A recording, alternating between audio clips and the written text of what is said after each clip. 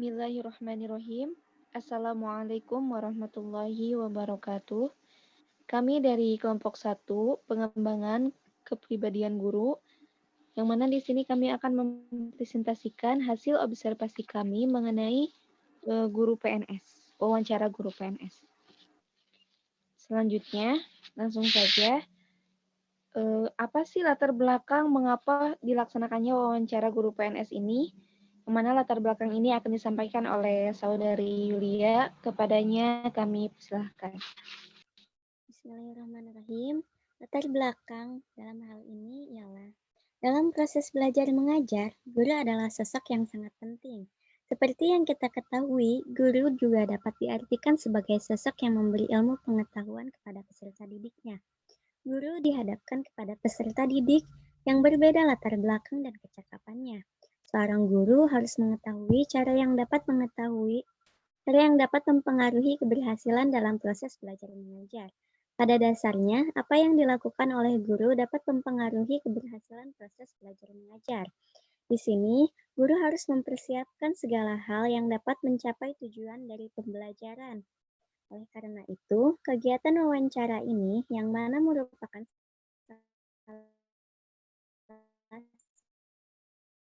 satu tugas kepribadian mengharapkan agar dapat memperoleh informasi dari narasumber. Kami diberi topik wawancara atau observasi guru PNS. Oleh karena itu, kami mewawancarai beberapa guru PNS di daerah kami. Mungkin latar belakangnya seperti itu. Baik, terima kasih Saudari Yulia atas penyampaian latar belakangnya. Selanjutnya, apa sih tujuan wawancara guru PNS ini? Silakan Saudari Siti Nur Hasanah untuk menyampaikan tujuannya. Baik, setelah kita mengetahui latar belakangnya,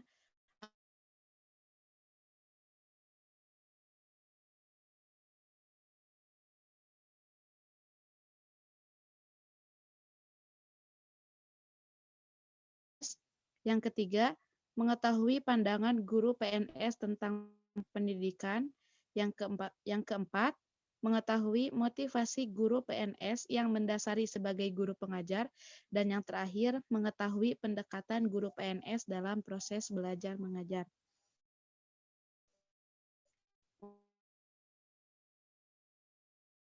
Mungkin itu tuh. Ya, baik. Terima kasih Siti Nur Hasanah. Selanjutnya setelah kita mengetahui latar belakang, setelah mengetahui tujuan, kita juga perlu mengetahui manfaat dari wawancara guru PNS ini. Silakan Rizky Maulana untuk menyampaikan manfaatnya.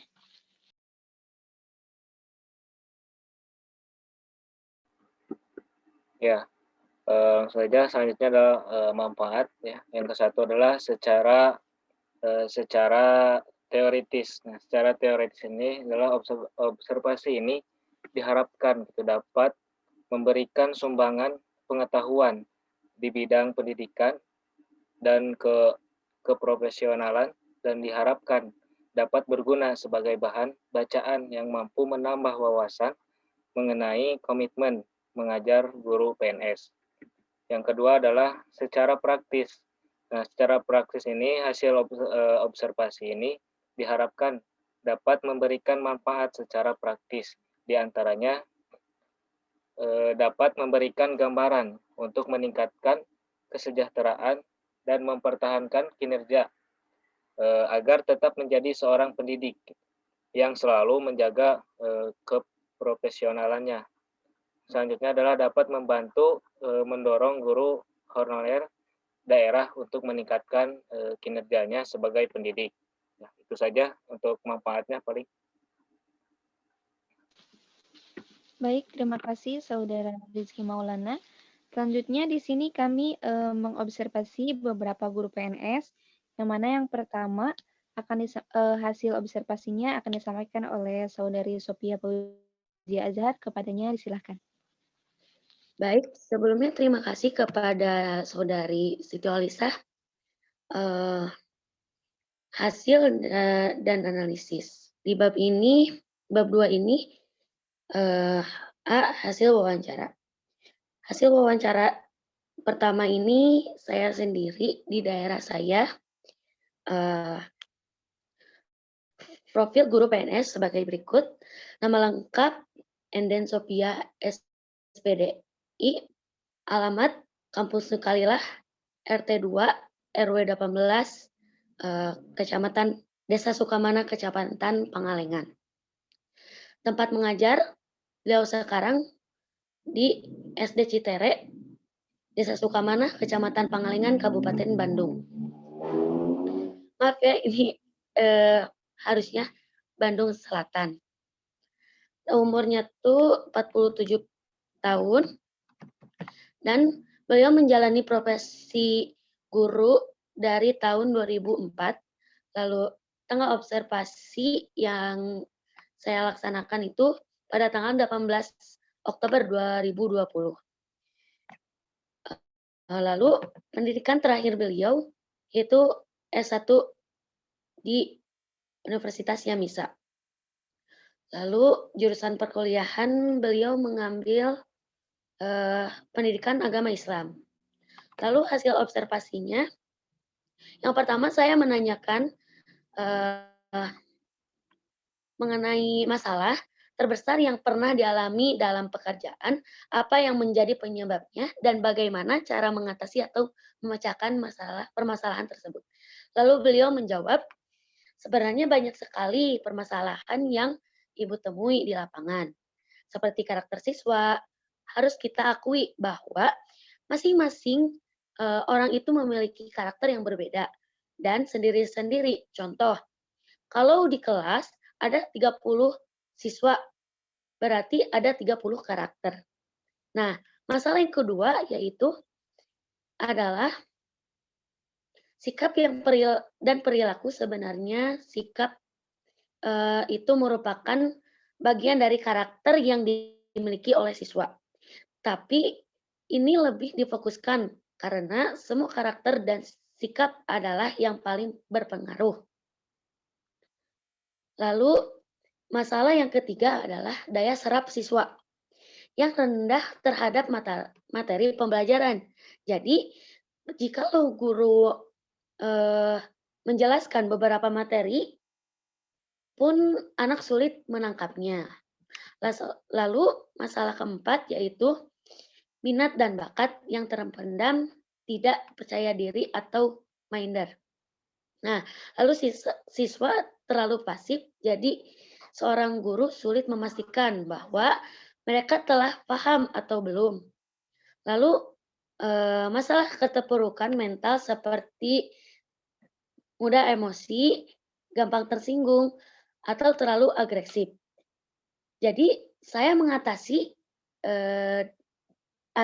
bukan saya, tapi beliau mengatasinya dan memecahkan permasalahan tersebut. Yang pertama, tentang karakter siswa.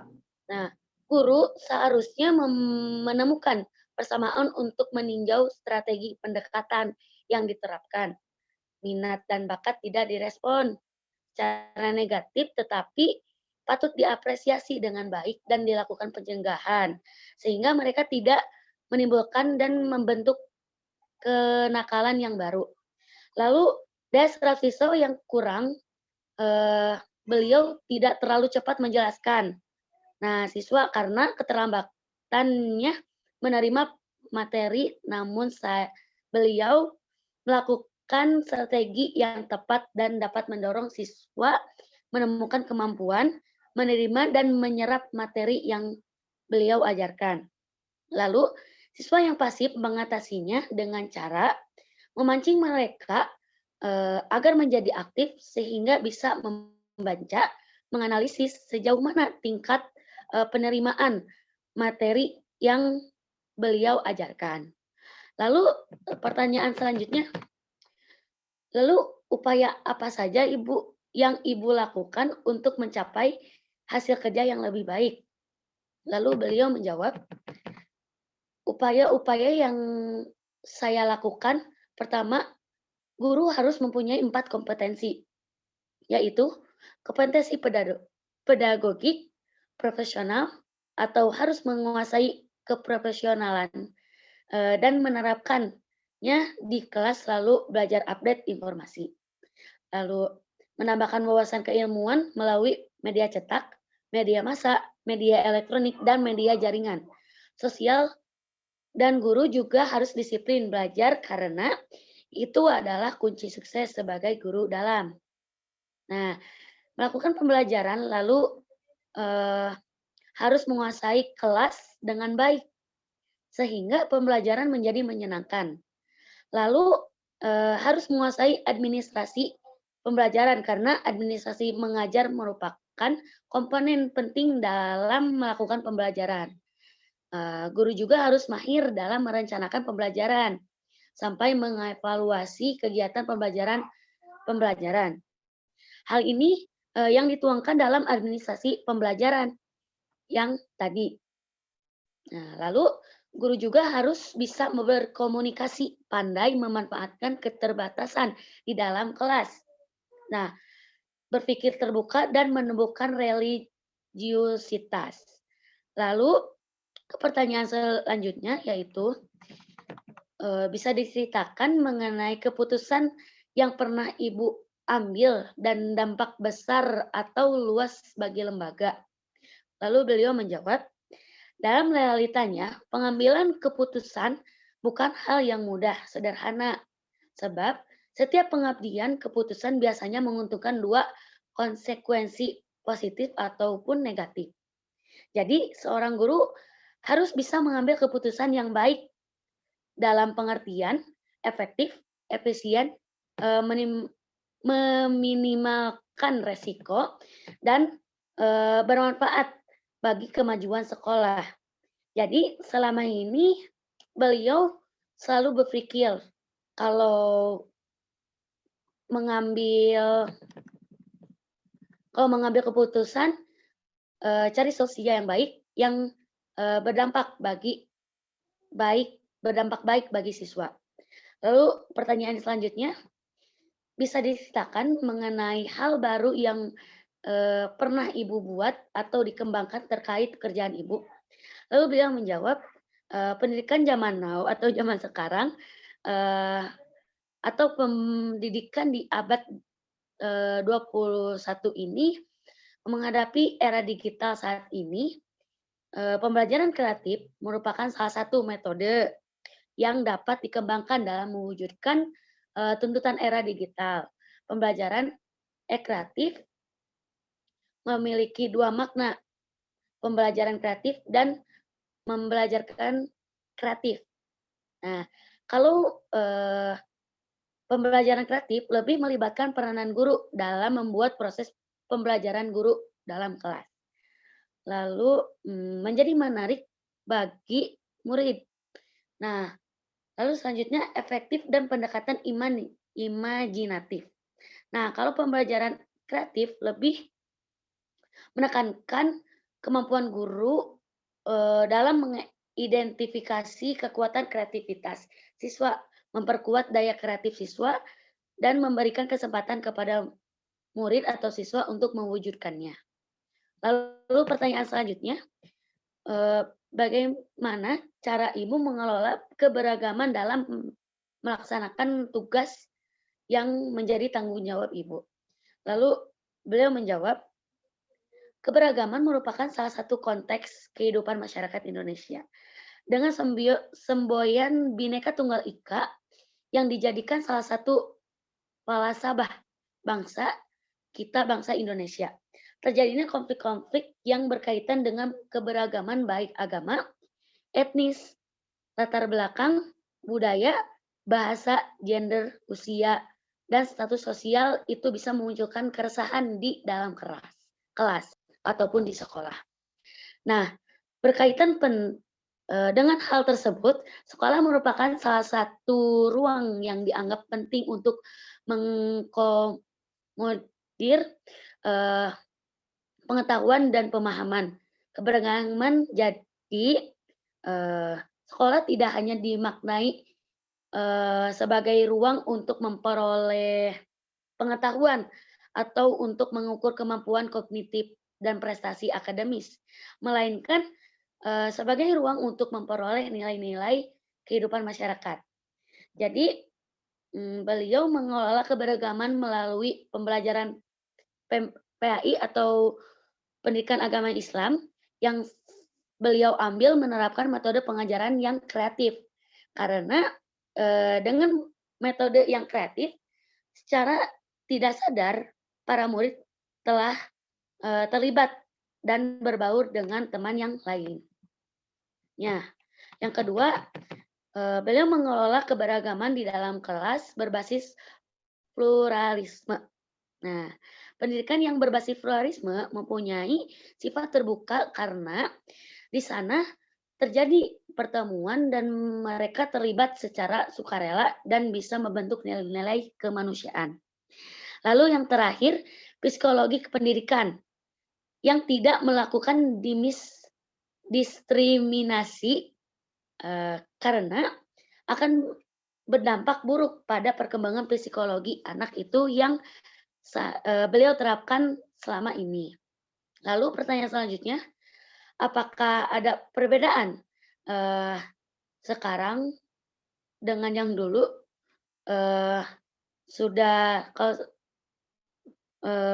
Sekarang Ibu sudah menjadi guru PNS dan sebelumnya Ibu menjadi guru PNS. Menurut beliau menjawab sangat signifikan. Lalu saya bertanya kembali, bisa dijelaskan Bu? Lalu beliau menjawab kembali, karena memang sebelum beliau menjadi PNS, mengajar atau mendidik pun tetap sama. Tapi setelah menjadi PNS, itu kan tuntutannya bukan dengan negara, tapi dengan Allah SWT. Jadi suatu amanah yang sangat besar yang harus beliau jalani kepada Allah SWT dan kepada manusia sangat besar tuntutannya. Lalu saya bertanya kembali, dan di tahun sekarang ada yang namanya virus corona. Lalu cara menyikapi virus ini,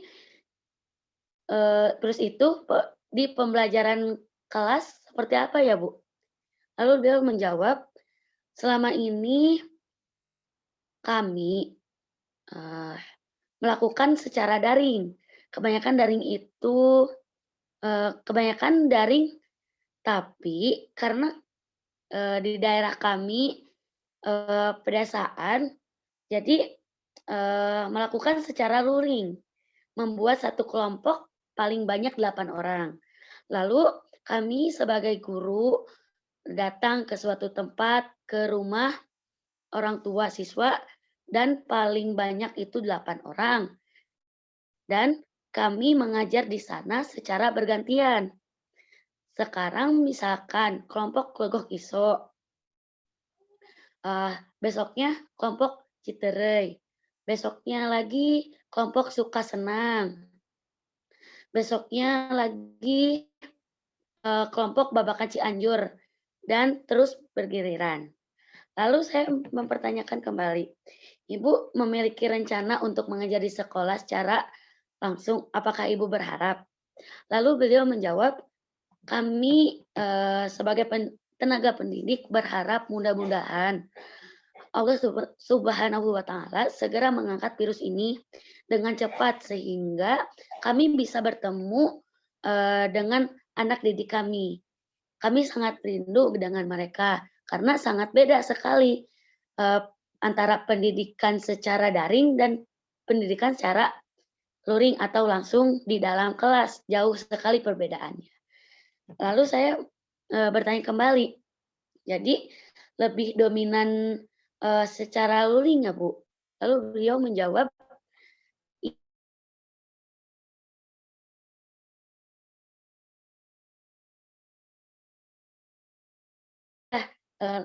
jikalau daring itu kita hanya memberikan tugas dengan bertatap muka.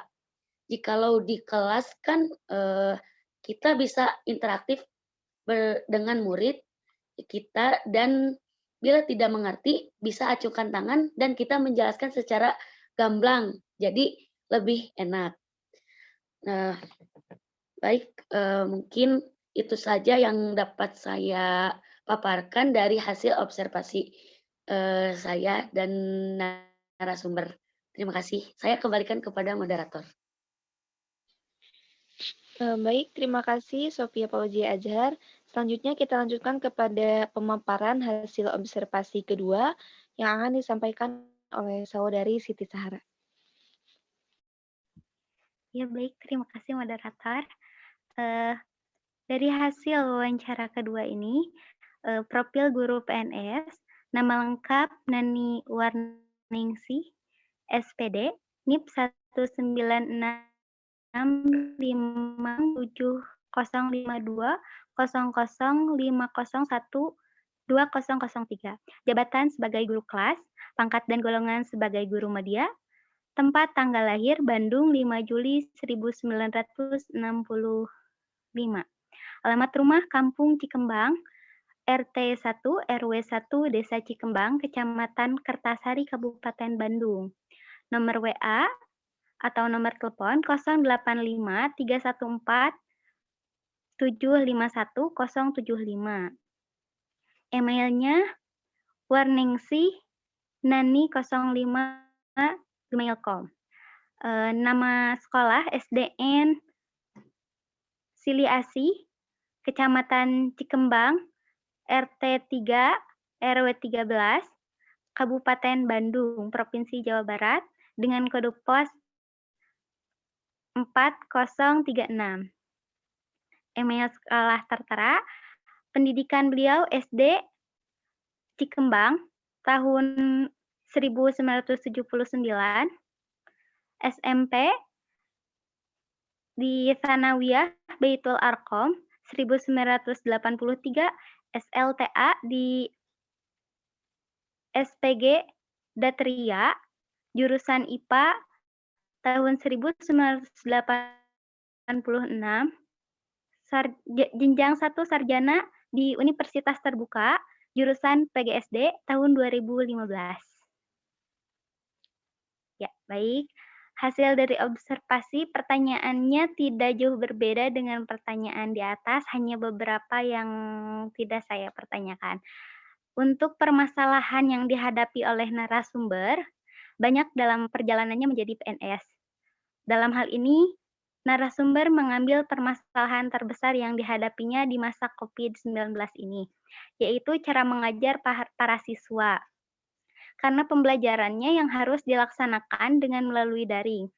Sedangkan di tempat beliau mengajar, berada di daerah perkampungan atau perdesaan, dengan keadaan ekonomi yang masih lemah, alat komunikasi yang sedikit. Nah, dari 30 siswa yang beliau ajar, hanya 12 orang tua siswa yang memiliki alat komunikasi atau handphone. Maka daring hanya dilaksanakan oleh 12 orang yang memiliki handphone tersebut, sisanya melalui luring dan guru kunjung. Nah, mengenai guru kunjung, narasumber berjalan kaki paling dekat 1 kilometer dari rumah ke rumah. Lalu untuk yang kedua, upaya yang dilakukan untuk menangani hal yang telah dijelaskan tadi, narasumber untuk siswa yang daring diberi tugas, sedangkan untuk yang siswa yang tidak memiliki handphone, narasumber misalnya 5 sampai dengan 7 orang dikumpulkan di madrasah atau tempat-tempat kosong. Untuk yang berdekatan daerahnya atau tempat tinggalnya dilakukan secara berkelompok. Untuk yang jauh, narasumber melakukan kunjungan rumah dengan jarak paling dekat 1 kilometer dengan berjalan kaki. Lalu untuk pertanyaan nomor 3, dengan jawaban keputusan yang diambil oleh narasumber, yaitu melaksanakan pembelajaran melalui daring, luring, dan guru kunjung. Walaupun yang dikunjungi memiliki resiko yang berat. Misalnya, narasumber berkunjung ke satu rumah, siswa yang tidak tahu bahwa di rumah itu ada kunjungan dari luar kota yang ternyata orang tersebut misalnya terkena COVID. Mungkin saja, di sekolah dan lingkungan narasumber tempat bekerja atau di tempat tinggalnya menjadi zona merah dan ditutup untuk sementara, tetapi perjuangan narasumber terus dilakukan menentang resiko yang, dihadapi beliau. Untuk pertanyaan nomor 4, hal baru yang diambil sebagai keputusan narasumber dalam melaksanakan tatap muka di sekolah, dengan menggunakan protokol kesehatan tentunya, dengan memakai masker, memakai face shield, cuci tangan dengan sabun, pemeriksaan suhu, dan juga menggunakan paruh siswa. Jadi sebagian siswa yang belajar juga dengan paruh waktu. Tak lupa juga dengan meminta persetujuan dari orang tua dengan membuat perjanjian di atas materai. Hal tersebut telah beliau lakukan selama 1 minggu ketika saya mewawancarai beliau. Lalu untuk poin 5, cara mengelola keberagaman beliau adalah keberagaman siswa yang tentunya keberagaman siswa ini banyak sekali. Misalnya dari siswa-siswi narasumber di kelas 3 SDN Silih Asih ini ada 30 siswa yang tentunya berbeda karakternya, sifatnya, kebiasaan, kecerdasan, dan lain-lain. Untuk itu narasumber terlebih dahulu perlu memahami perbedaan yang ada. Karena jika tidak, maka memungkinkan bahwa anak tidak bisa masuk ke situasi pembelajaran yang efektif. Oleh karena itu, narasumber membawa anak ke dalam situasi belajar mengajar yang baik dan menyatukan dari semua perbedaan, dan kita harus mengikuti dulu bagaimana kemauan siswa. Kata beliau seperti itu. Baik, terima kasih. Hanya itu yang bisa saya sampaikan. Saya kembalikan kepada moderator. Baik, terima kasih Saudari Siti Sahara atas pemaparannya. Selanjutnya, kita lanjutkan kepada pemaparan hasil observasi ketiga ya, yang akan disampaikan oleh Saudari Salma Irawanti. Disilahkan. Baik, terima kasih moderator. Di sini saya akan memaparkan hasil wawancara ketiga, yaitu profil guru PNS. Nama lengkap Didi Hamida, SPD, alamat Kampung Panyindangan, Desa Mekarsari, Kecamatan Kadipaten, Kabupaten Tasikmalaya. Tempat mengajar SDN 1 Sukaratu, Kecamatan Sukaresik, Kabupaten Tasikmalaya. Umur beliau yaitu 52 tahun. Menjalani profesi guru tahun 2003. Tanggal observasinya pada tanggal 25 Oktober 2020. Waktu observasi jam 8.30 sampai selesai. Pendidikan terakhir beliau yaitu S1 STKIP Bandung. Hasil observasinya, pertama saya memberikan pertanyaan mengenai permasalahan terbesar yang pernah ditemui dalam menjalankan pekerjaan. Apa yang menjadi penyebabnya dan bagaimana cara kita mengatasi atau memecahkan permasalahan tersebut. Menurut beliau, permasalahan terbesar dalam menjalankan tugas adalah malas berpikir. Tugasnya tidak jelas, tugasnya kebanyakan sehingga bingung yang mana dulu yang harus dikerjakan. Cara mengatasinya yaitu dengan cara membuat hatinya senang, terlebih dahulu dibikin enjoy tugas tersebut, ikhlas menjalankan kewajiban. Pertanyaan kedua mengenai apa yang dilakukan untuk mencapai hasil kerja yang lebih baik. Menurut beliau itu kerja keras, serius, bikin dan ada yang dan ada keinginan atau tujuan yang ingin dicapai. Pertanyaan selanjutnya mengenai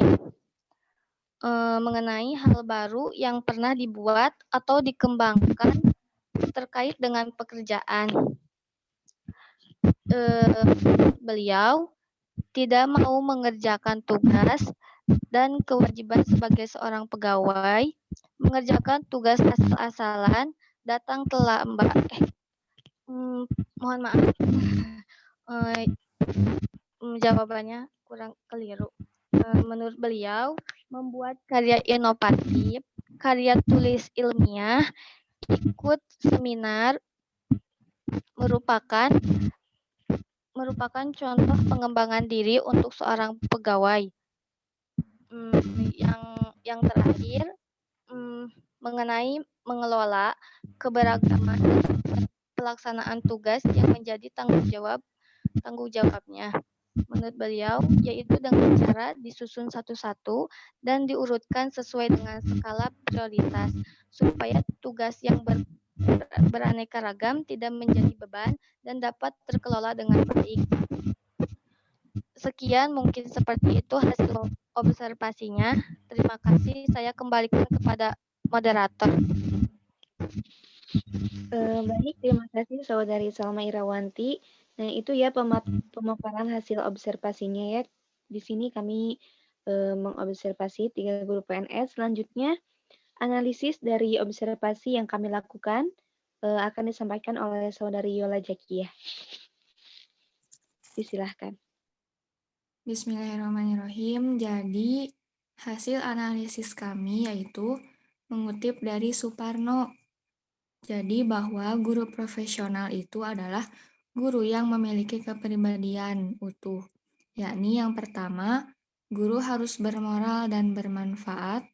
Yang kedua, guru harus mempunyai aktualisasi diri yang tinggi. Yang ketiga, guru mampu berkomunikasi dengan baik. Yang keempat, guru harus disiplin. Kelima, guru dituntut untuk belajar terus-menerus. Yang keenam, memandang hidup sebagai pengalaman. Yang ketujuh, menjadikan dirinya sebagai pembaharu.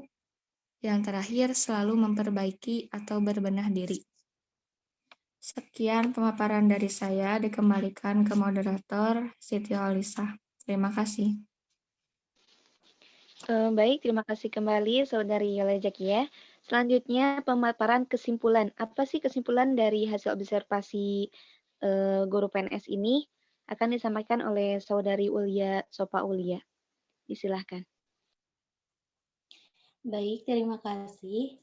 Selanjutnya yaitu kesimpulan. Dapat disimpulkan bahwa dalam proses belajar mengajar, guru itu merupakan sosok yang sangat penting.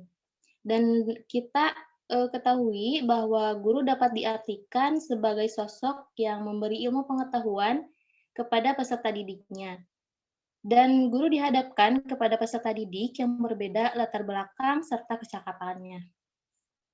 Adapun upaya-upaya yang harus dilakukan untuk mencapai hasil kerja yang lebih baik, yaitu guru harus mempunyai kompetensi pedagogik atau profesional, harus menguasai keprofesionalan dan menerapkannya di kelas, serta harus selalu belajar update informasi, menambah wawasan keilmuan melalui media cetak, media massa, media elektronik, dan media jaringan.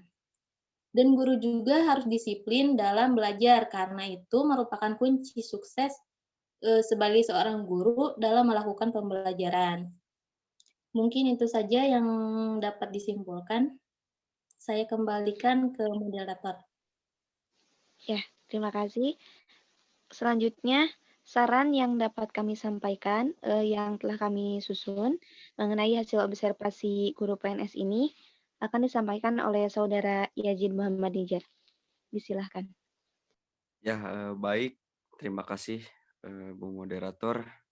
Saran dari kami yaitu dengan menyusun makalah ini, semoga mahasiswa dapat memperluas kerangka berpikir serta memperluas pengalaman dan pengetahuan agar menjadi calon pendidik yang profesional. Kenapa harus profesional? Karena nantinya kita akan menemukan berbagai macam masalah yang kita cari itu harus memiliki solusi dengan kemampuan yang dimiliki serta keprofesionalan kita. Ya, mungkin segitu dari kami. Terima kasih. Saya kembalikan kepada Bu Moderator. Baik, alhamdulillahirobbilalamin. Semua materi telah tersampaikan dari latar belakang, tujuan, manfaat, hasil observasi, serta analisisnya, kesimpulan, dan terakhir saran. Mudah-mudahan apa yang kami sampaikan bermanfaat. Sekian presentasi pengembangan mata kuliah pengembangan kepribadian guru yang diampu oleh Ibu Dede Rohaniyawati MPD dan Bapak Alpin Yanuar Rahman MOr. Yang mudah-mudahan presentasi ini dan hasil observasi guru PNS ini bermanfaat untuk kita semua. Terima kasih. Akhirul kalam. Wassalamualaikum warahmatullahi wabarakatuh.